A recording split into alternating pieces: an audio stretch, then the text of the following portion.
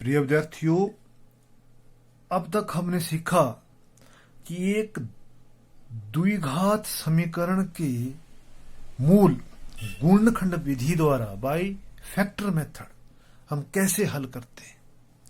आज हम पढ़ेंगे द्विघात सूत्र के बारे में, क्वाड्रेटिक फॉर्मूला के बारे में, कि एक द्विघात सूत्र द्वारा, एक क्वाड्रेटिक फॉर्मूले के द्वारा हम दिए गए समीकरण के, द्विघात समीकरण के रूट्स, मूल कैसे हल करते हैं।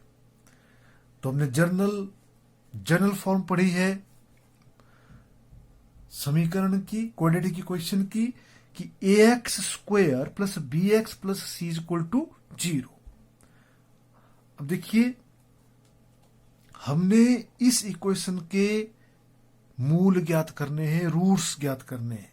तो इस एक्स स्क्वायर को, ax स्क्वायर को हमने एक्स स्क्वायर बनाना है। इसके लिए हमने क्या किया, इसको a से भाग कर दिया, डिवाइड किया। a से डिवाइड करने पर दोनों ओर जब हम a से भाग करेंगे, यहां पर भी हमने a से भाग किया, और किसी भी अंक को अगर हम 0 को अगर हम a से भाग करेंगे तब हमारे पास क्या आएगा, 0 आएगा। a से यह कैंसिल हो गया और हमारे पास बचा एक्स स्क्वायर जमा b a upon x plus c a equal to 0। अब हम पूर्ण वर्ग विधि द्वारा, बाय कंप्लीटिंग स्क्वायर, हम इस इक्वेशन को हल करेंगे। अब हमारे पास जो X square plus B upon A X है, इसको हम पूर्ण वर्ग बनाएंगे। तो कंप्लीट स्क्वायरिंग करने के लिए हमने क्या किया, देखिए हमारे पास एक्स स्क्वायर है, जो मिडिल टर्म हमारे पास बननी चाहिए थी 2a। हमने यहां पर इस आइडेंटिटी का यूज करना है, a प्लस बी का whole square is equal to a square plus 2ab plus b square. तो देखिए, a हमारे पास यहां पर x है, तो बन गया x square plus 2ab, 2 into a हमारे पास यहां x है तो 2x। अब हमें चाहिए b अपॉन a। तो b अपॉन a के लिए हमें क्या करना पड़ेगा कि 2x को b अपॉन 2a से गुणा करनी पड़ेगी। अब 2 से 2 कैंसिल हो जाएगा, हमारे पास दोबारा क्या बच जाएगा, bx अपॉन a। अगर हम, इसका मतलब है कि b अपॉन 2a हमारे पास यहां पर b है, तो बाद में हमारे पास बी स्क्वायर बन जाएगा, B square upon 4a square. अगर हम B square upon 4a square यहां पर ऐड कर रहे हैं तो इतना ही हमें सबट्रैक्ट भी करना पड़ेगा। सबट्रैक्ट भी कर दिया हमने, b square upon 4a plus c upon a is equal to 0। अब देखिए, ये एक्स स्क्वायर जमा 2x जमा बी अपॉन 2a जमा B square upon 4a square, ये हमारे पास a प्लस बी का स्क्वायर की सर्वसमीका बन गई, आइडेंटिटी बन गई। तो x plus B upon 2a का स्क्वायर माइनस यहां तक जो हमारे पास ये आइडेंटिटी बन गई, और हमारे पास बचा minus b square upon 4a square plus c upon a is equal to 0। यहां इसको हमने हल किया कि x जब b अपॉन 2a का स्क्वायर, यहां ये माइनस का है, जब ये शून्य हम इसको राइट साइड की तरफ ले गए, दाईं ओर ले गए, तो ये हमारे पास माइनस का प्लस हो गया, b square upon 4a square, और प्लस जो था हमारे पास ये माइनस हो गया, minus c upon a. 4a square और a का हमने एलसीएम निकाला, 4a स्क्वायर, और 4a से 4a स्क्वायर को भाग होगा तो बी स्क्वायर, a से एक a कैंसिल हो गया, हमारे पास बचा 4a, तो हमारे पास बना 4ac और सारे का बटा 4a स्क्वायर। इसको यहां पर हमने हल किया, तो x जमा b अपॉन 2a का स्क्वायर जो हो गया वो b square minus 4ac upon 4a square के बराबर हुआ। इस स्क्वायर को हटाने के लिए हम क्या करेंगे, दोनों ओर वर्गमूल कर लेंगे, दोनों ओर स्क्वायर रूट लेंगे। और जब हम स्क्वायर रूट लिया हमने तो हमारे पास क्या बना, स्क्वायर से स्क्वायर रूट कैंसिल हो गया, हमारे पास बचा x plus B upon 2a, और ये b square minus 4ac upon 4a square पूरे का स्क्वायर हो गया। अब वर्गमूल लेते हैं तो दोनों प्रकार की संख्याएं होगी, प्लस की भी होगी और माइनस की भी होगी। तो x plus B upon 2a is equal to plus minus b square minus 4ac। 4 का स्क्वायर रूट कितना होगा, 2, स्क्वायर 4 का स्क्वायर रूट 2 होगा और a स्क्वायर का a होगा तो 2a बचा। अब यहां पर हमारे पास ये जो b अपॉन 2a है इसको हम राइट साइड की तरफ ले गए तो हमारे पास यहाँ प्लस का था तो यहाँ किस चीज का हो गया, माइनस का हो गया। Minus b upon 2a plus minus v square minus 4ac upon 2a। अब देखिए 2a और 2a का हमने एलसीएम निकाल दिया तो 2a, तो यहां पर भी 2a है तो 2a से 2a को भाग हुआ तो minus b plus minus b, दोनों के समहर भिन्ने बन रही है यहां पर हमारे पास, तो b square minus 4ac upon 2a। इसलिए जो हमारे पास स्टैंडर्ड फॉर्म थी क्वाड्रेटिक इक्वेशन की, ax square plus bx plus c equal to 0 के जो मूल होंगे, देखिए ये दो संख्याएं हो गई, minus b plus time v square minus 4ac upon 2a, यहां पर इसका स्क्वायर है, और दूसरा मूल हो गया, दूसरा जो रूट हुआ इसका वो माइनस b माइनस एक बार प्लस का और एक बार माइनस का, minus b square minus 4ac upon 2a, यहां पर भी a होगा। ये दो इसके रूट्स होंगे। देखिए किसी भी द्विघात समीकरण के roots minus b plus b square minus 4ac का स्क्वायर रूट अपॉन 2a या minus b square minus 4ac upon 2a के बराबर होंगे यदि ये जो बी स्क्वायर माइनस 4ac है, बी स्क्वायर माइनस 4ac है, इसकी वैल्यू जो होगी वो ग्रेटर देन इक्वल टू 0।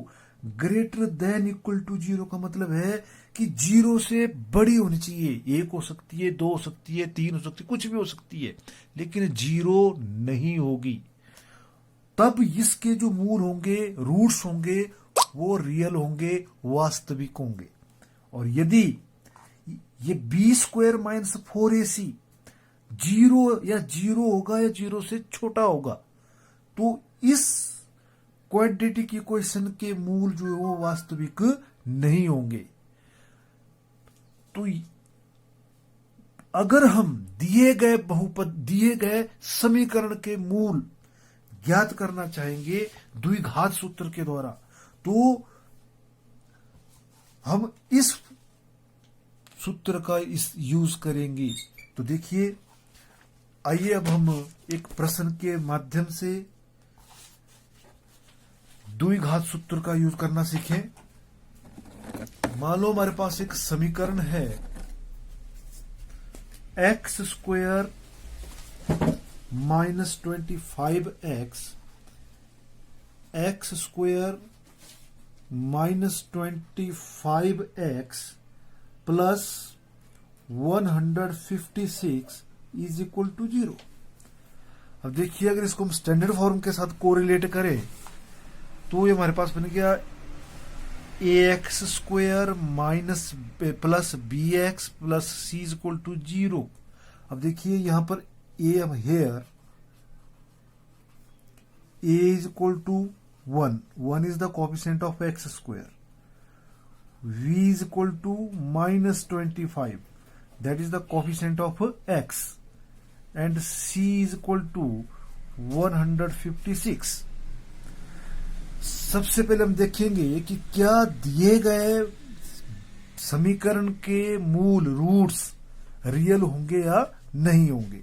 इसके लिए हम देखेंगे कि v square minus 4ac is equal to what is b? b is here minus 25, तो माइनस 25 का square -4ac, -4 into a, what is a? Here 1 into c, what is c? That is 156 is equal to -25 का square 625 minus 4 into 1, 4 1 is 4 into 156, that is 624. 625 में से 624 गए, हमारे पास एक बचा।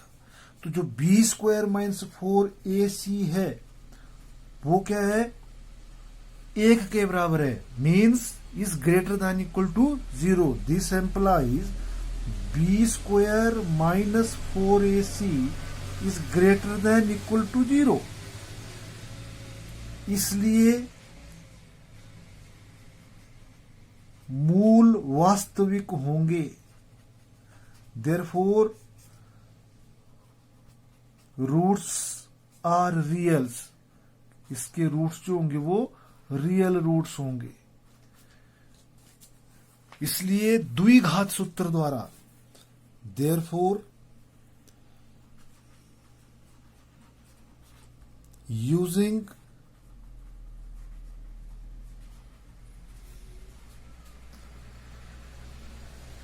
Quadratic formula. अब देखिए हमारे पास जो वेरिएबल है यहां पर x है, तो हम लिखेंगे x is equal to minus b plus minus under root b square minus 4ac, सारे का वर्गमूल है, और सारे का बटा 2a। अगर हमारे पास जो समीकरण होगा, अगर मान लीजिए यहां पर वेरिएबल y है तो यहां पर भी y होगा, अगर यहां पर वेरिएबल a है तो यहां पर भी a होगा। तो यहां पर हमारे पास x है, तो x बराबर है minus B. What is b? b is here -25 plus और minus square root of B square minus 4ac। वैसे हमने बी स्क्वायर माइनस 4ac यहां पर हल किया है, वो एक है, तो इसको हमने पूरे को देखिए बी स्क्वायर माइनस 4ac को यही हल कर दिया है।